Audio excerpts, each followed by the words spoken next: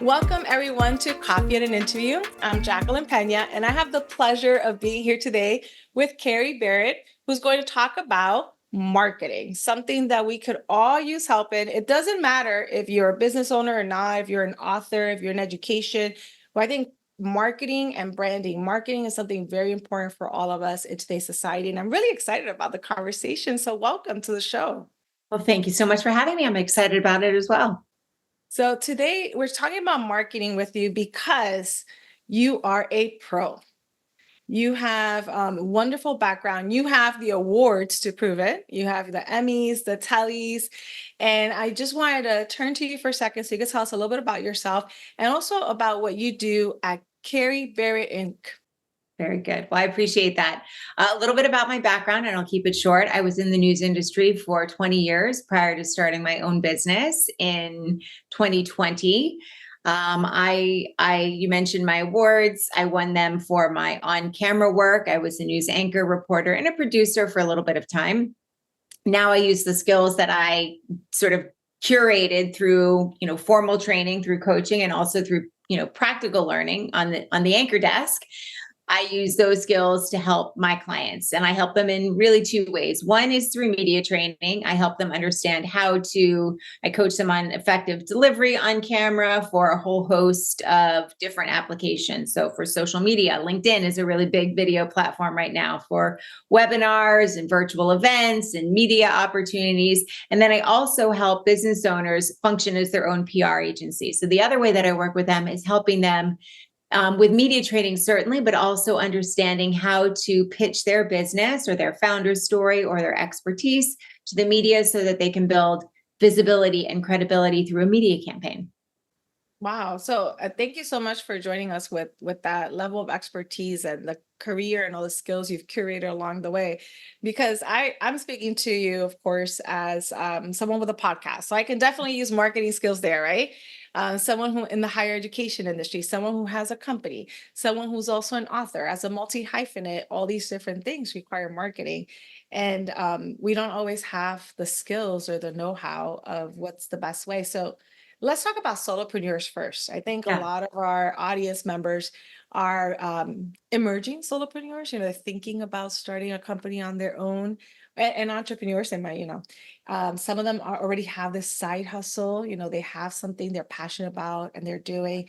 And maybe it's just going to be a side hustle, but maybe some of them want to make it into a main hustle, the main job, the way main source of income. Marketing becomes very important for us in this lonely space of entrepreneurship. Tell us a little bit about what we should know about marketing at that level. It is lonely, isn't it? It can be anyway. Oh my gosh. And I made so many mistakes when I first started. And frankly, I'm still making them. I'll probably be making them until I die. In fact, I know I will. But one of the greatest opportunities as of this recording is LinkedIn. And LinkedIn has been on a slow build for a long time, moving away from sort of a job board, which is how it used to be perceived, into really an online networking platform. And the cool thing about it, and people think the post is the hard work, and this is something else we could go into. It's really using the comments and the DMs as a networking opportunity. That is the bulk of the work that goes into creating a solid LinkedIn presence. But they are pushing video so heavily right now. I'll do a text post and it does okay.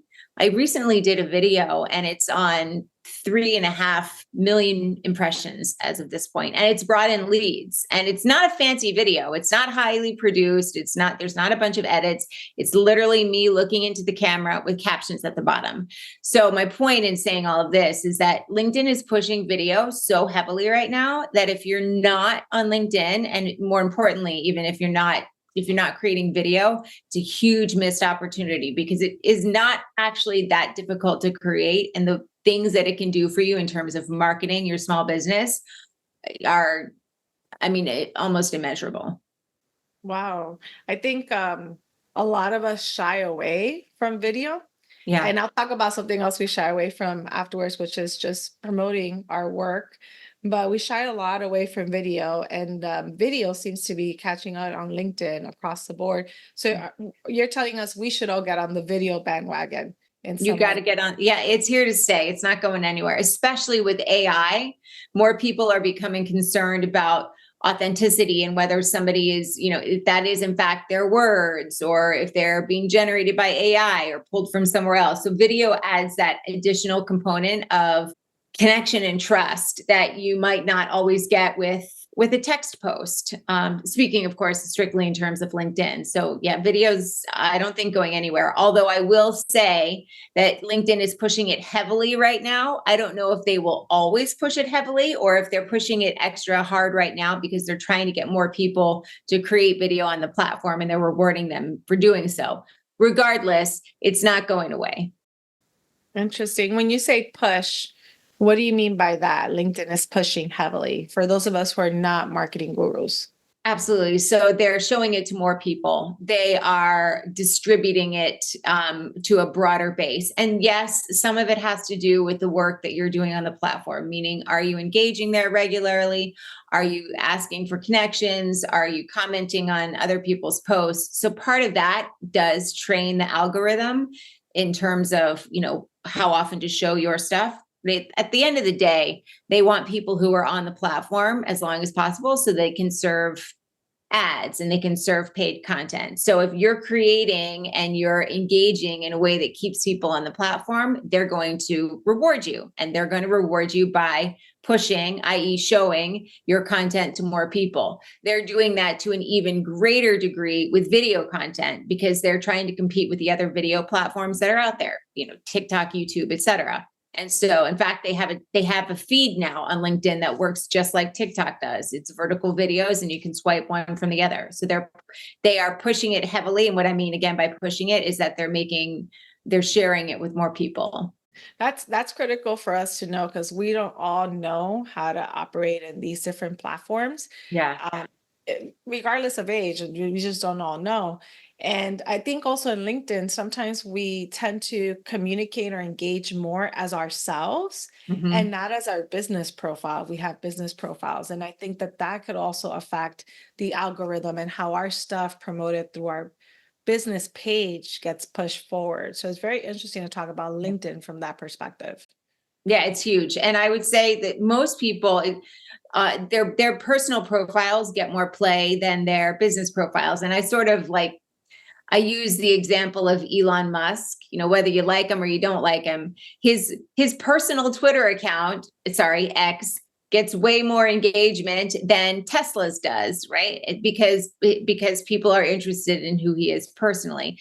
And while there's not a direct correlation between Elon and, me or you or whomever is listening, there is most of the platforms, LinkedIn included, reward personal content more than business content. Your personal page will always get greater engagement than your business page. That said, if your personal page is functioning well and you have a nice funnel built on LinkedIn, you can bring people from your personal page over to your business page pretty easily. Ah, thank you for that tip. Yeah. Okay. So hopefully our entrepreneurs, solopreneurs, those who are thinking about going into that space with some product, and that includes, I think that also includes writing. I think authors, Yep. we write books, but we have to market them too and sell them. It is like a business. It is. It's funny. I have a client. It's not funny. I don't know why I said it was funny. I have a client he just wrote a book, and we're working right now on getting him PR for that book. And it is, I'm not intimately familiar with the author and book writing industry, but you have got to be most of the publishing houses don't offer a lot of support in terms of marketing. And so you are really the one who is in charge of making sure that that book gets out there and that people know that it exists. And so part of that is being able to talk about it on your own media platforms, meaning, your newsletter and your LinkedIn and your website. And then also being able to move your owned media, again, the platforms that you own, and move into earned media, which is, having a a book review on the Wall Street Journal, or having, somebody interview you about the book or about your story or why you wrote it, or the nuggets people will get out of it. So media interviews, and all of them are huge cogs in the wheel of getting the message out about your book. That's an important step. And I think you call that earned media. Mm-hmm. That's an interesting term. So it's interesting because we're pushing, I keep saying the word interesting now, the one. But we're pushing this idea of getting engaged. And I know we started a conversation with LinkedIn and videos as solopreneurs, entrepreneurs, but this idea that then that earns us media, the earned Mm-hmm. media gets us to Mm-hmm. the book review. So we have to get out there for people to want to interview us, to want Yeah. to talk to us, to want to write about the book or the company or the product or the idea or the whatever we're selling. Yeah. And yeah, so it's another funnel in essence to try to get to that earned media, which could be very powerful for our And business. the great thing about earned media is that it really is, and just to be clear, earned media is media that you earn just by being who you are and whatever it is that you're selling. So it's not pay to play. It's not on any of your owned platforms, meaning your newsletter, your social media. But the great thing about earned media is that, number one, it's free. And number two, you have that third party validation. You're not saying you're great. CNBC is saying you're great, or Fox Business is saying you're great, or, or Forbes or Fast Company or whoever it is that you're published on. They're validating who you are and what you're selling. And so PR, while a one-off campaign is not usually hugely effective, a full PR campaign that's focused on building visibility and credibility is hugely successful, because you can leverage it for so many more opportunities. But you're right, you're leveraging what you have to get there first. Yeah. Yeah, very interesting. And then I'm thinking as entrepreneurs, or even those with consulting businesses, which I have one of those, or authors, for a lot of us, this is something that we should think about while we're building the product, the book, whatever it is we're selling, versus let me publish, let me be out in business for a year. If I can start thinking about this earlier, then as my product, my book, my concept comes online, I can have the marketing gearing up for that. Yeah, you've essentially built the runway, which is something I didn't do when I first started, and I wish I would have. But you're laying the groundwork and you're building the runway so that when you are ready to go, all of those pieces are already fit together and they all work to elevate. Yeah, I love that concept. So I have another question. So what happens if there was earned media at some point and we missed the opportunity to Oh. use that to help hire the so let's say there was an award Mhm. provided that was that was out there in the newspapers or online, and we just didn't jump on that bandwagon, and maybe that was 6 months ago, 3 months ago, 2 years ago. What happens then? Can we do anything with that old earned media? That's a good question. So you're asking if there was an award or an article that we were featured in a long time ago, what do we do with it now if we didn't really jump? Well, there's not a.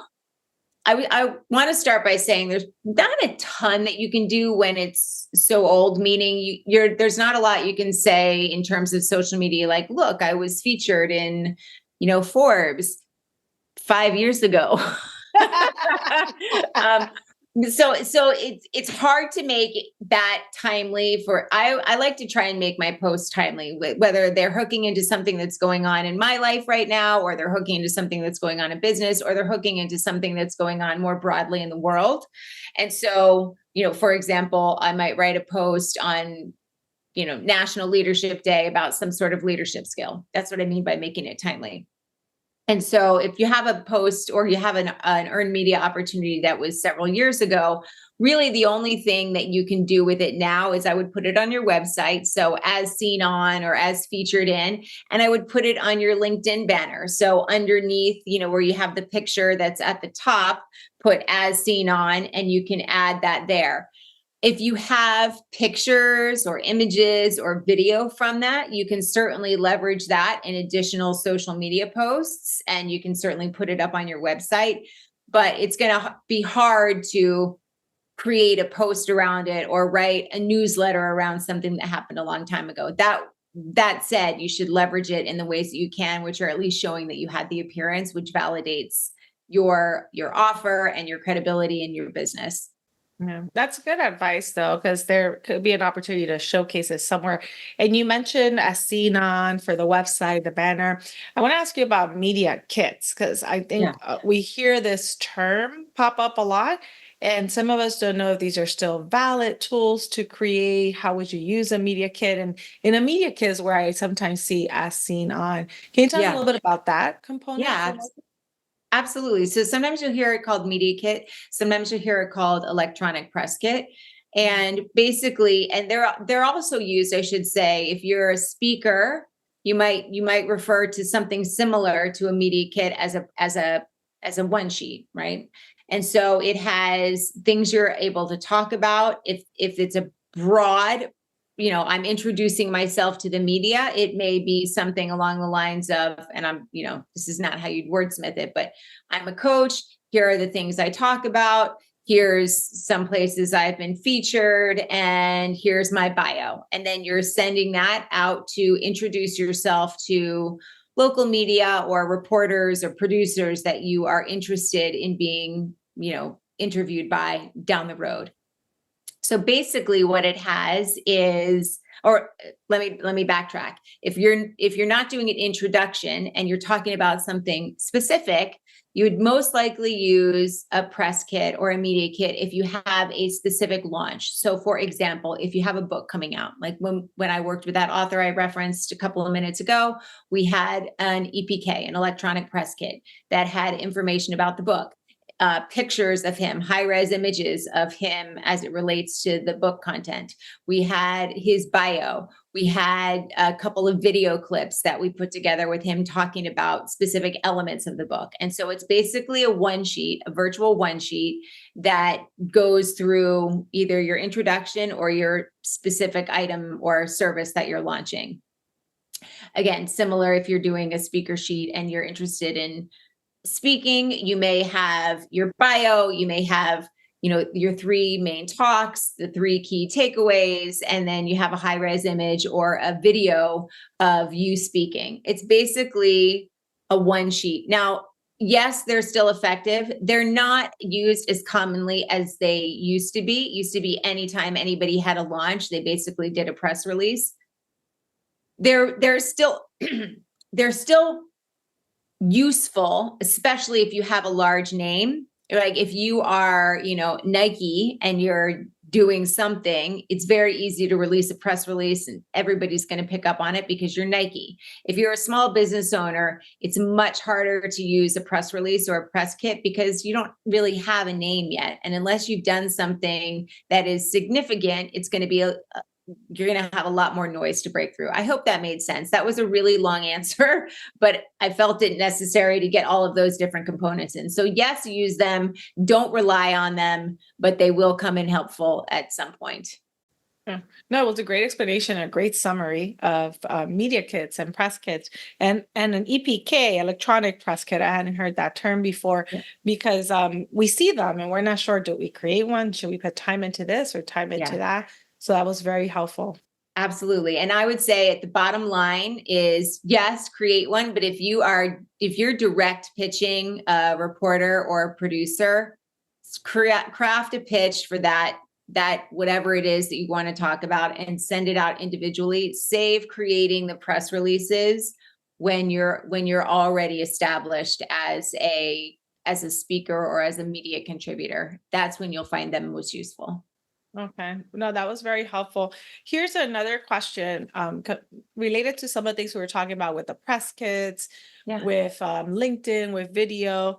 Some of us might be a little bit shy, self-promotion adverse kind of thing, especially if it's a solopreneurship. It's not a company with multiple people. It feels like you could hide behind the bigger company at times. So when you're starting out and growing, what's your advice around that? How do I mean this might be psychology here, maybe it's too much, but how do you deal with this promo adverse shyness? I feel weird getting myself out there like this.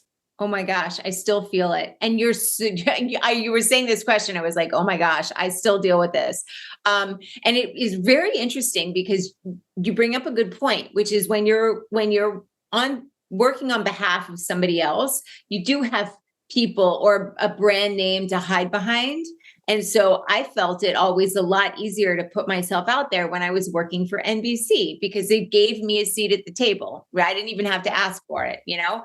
Now, when you're working for yourself, you're asking for the seat at the table, and you're asking for that seat at the table through your promotion of yourself and your work and your business. And that is scary. And it's still scary for me. I've learned that I have a lot of shadow work that I still need to do because I haven't gotten it all straight up here yet. And so the biggest thing that I can say is LinkedIn was really scary for me when I first started for the reasons I just detailed. But if you are not willing to talk about your business from the rooftops or scream it from the mountaintop, nobody else is going to do it for you.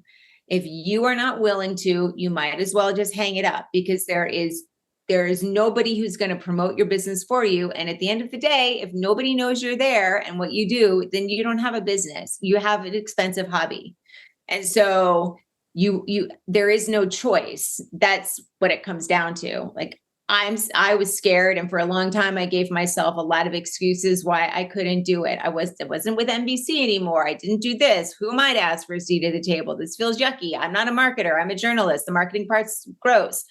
So I had every excuse that I could come up with.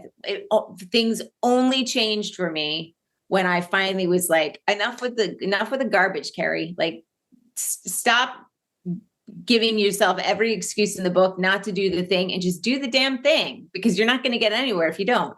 And so that was sort of the light switch moment for me. So if you're scared to put yourself out there, you're not going to get over the fear by not putting yourself out there.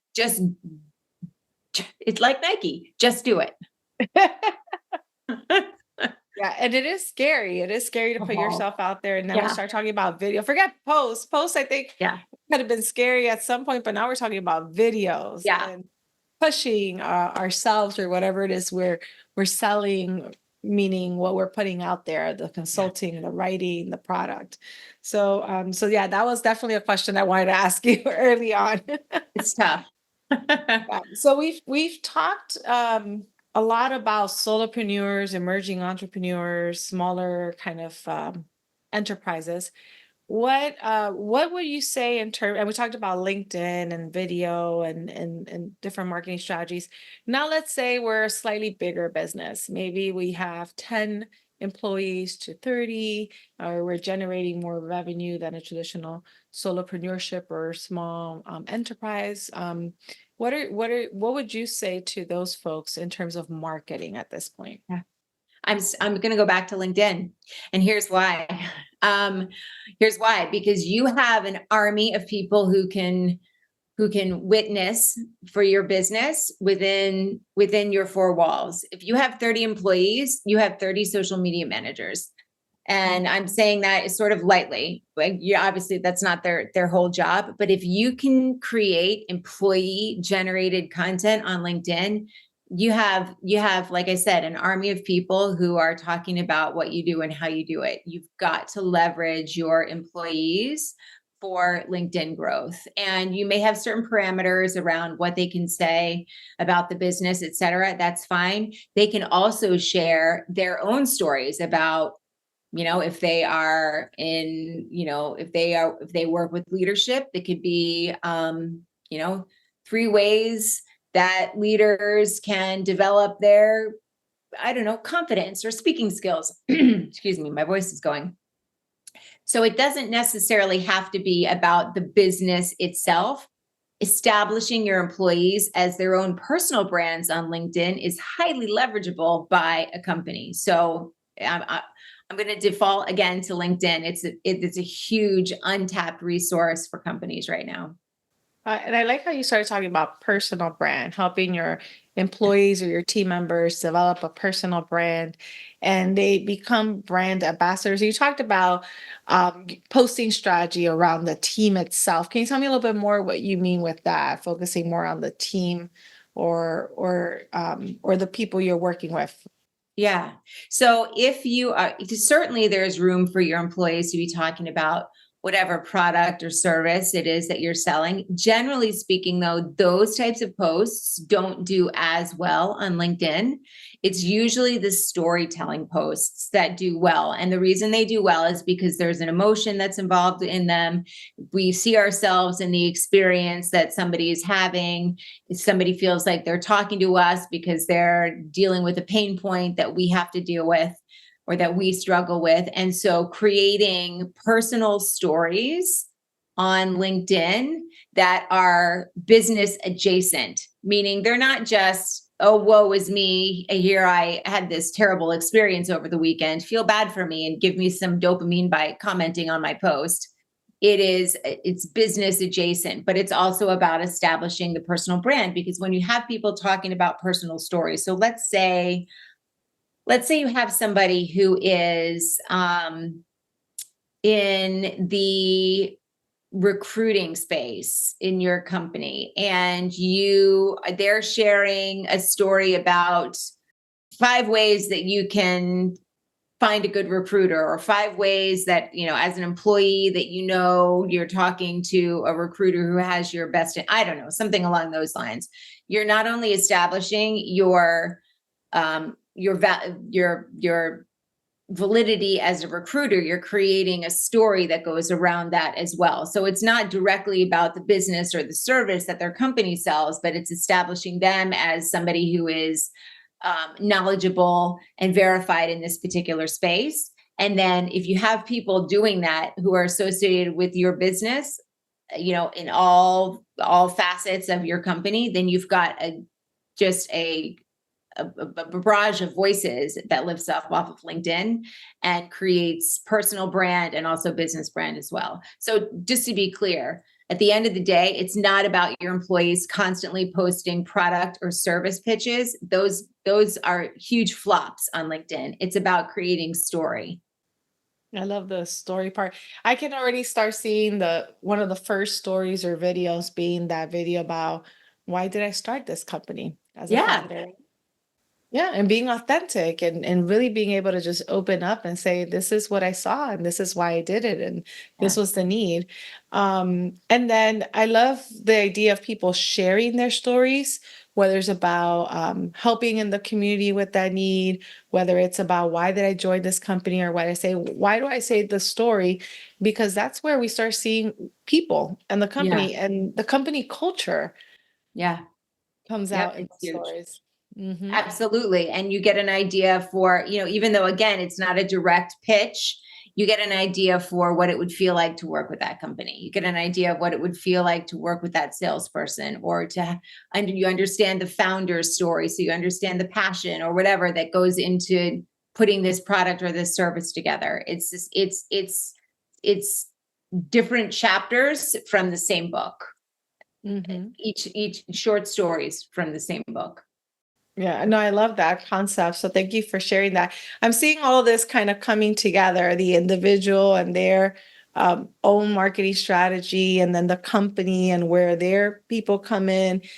We talked about solopreneurs, entrepreneurs, small companies. Is there anything else that you want to share in terms of the larger company space before we kind of start closing out the interview with a couple of questions there? Anything else for the larger company space Yeah, I besides would. LinkedIn? I know we love LinkedIn and Yeah, no, storytelling. I won't share about LinkedIn. I would say that I just want to underscore how important the storytelling component is. We know a story when we hear one. When we imagine, our children sitting on our knee and us reading a story to them, we understand, or we're reading a novel. We understand that the story. We don't always understand how it applies to business.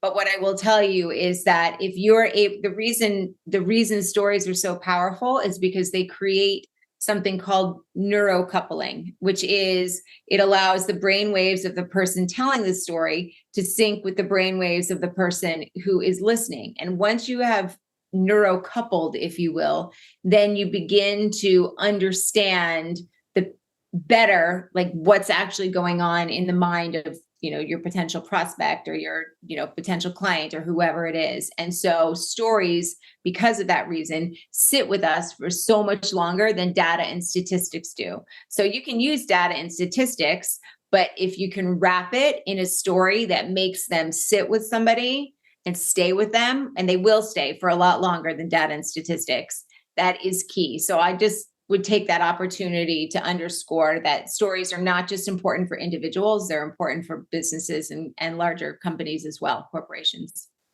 I love that explanation. And I can see, I definitely understand the value of the story, but I hadn't, and I understand how we can connect more to stories. But the way you explained it helps us really understand the value, the connection, and how we can tell the story and make the connection and still be able to bring in some of the data or other information that we want to share. So we've talked a lot about the solopreneurs, entrepreneurs, the growing businesses. We talked about so many different things. I'm also thinking personal branding. I think as professionals, we Yeah. need to brand ourselves as well, and LinkedIn provides a space for that. Is there anything else you want to share with us that I haven't had a chance to ask you about? My gosh, we've talked about so many things. I should have an answer. In fact, my media training answer would be, just if you don't have anything else to share, share the first three things that are important. So my LinkedIn, LinkedIn, LinkedIn. I'm seeing more value. It's funny because I've communicated. You know, you don't think about LinkedIn this way, but for our audience members from the consulting side, I did have a person reach out to me through LinkedIn asking a question and requesting a proposal.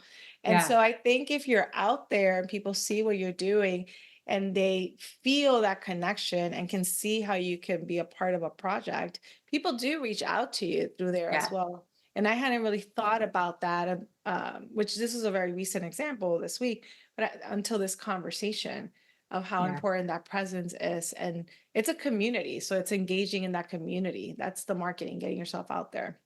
Absolutely, 100%. Yeah. So hard for those of us who don't like to put ourselves out there like that. I know. It's painful. It's painful. I get it 100%. It's scary stuff.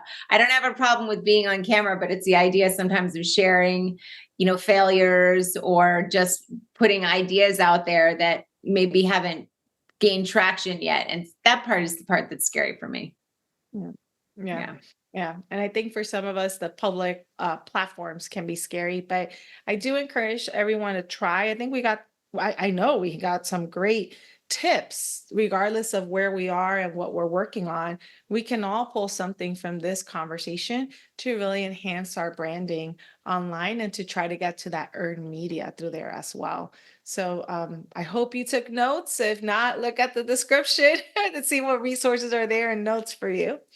For Kerry, thank you so much for being here, for sharing some of the things you do with Kerry Barrett Inc. Kerry Barrett Inc. is your consulting firm where you do a lot of the marketing work and a lot of these tips, and you do offer some great workshops. I might be signing up for one of them, by the way, for PR. So, be on the lookout. Excellent. Excellent. We'll chat. And anything for our listeners, you're going to see in the description some links, some resources, some wonderful things that if you want to learn more, the website, so that you can also reach out through there. And you can always reach out through email, which is also there as well. And for Kerry, thank you so much for taking the time to be here and have this marketing conversation. Some people think marketing is just for businesses. No, this is for all of us. And I truly appreciate you bringing these tips to the table. Oh, it's my pleasure. Thank you so much for inviting me. It was great to be here. Thank you. Thank you so much again. And to everyone, thank you for being part of Coffee and an Interview.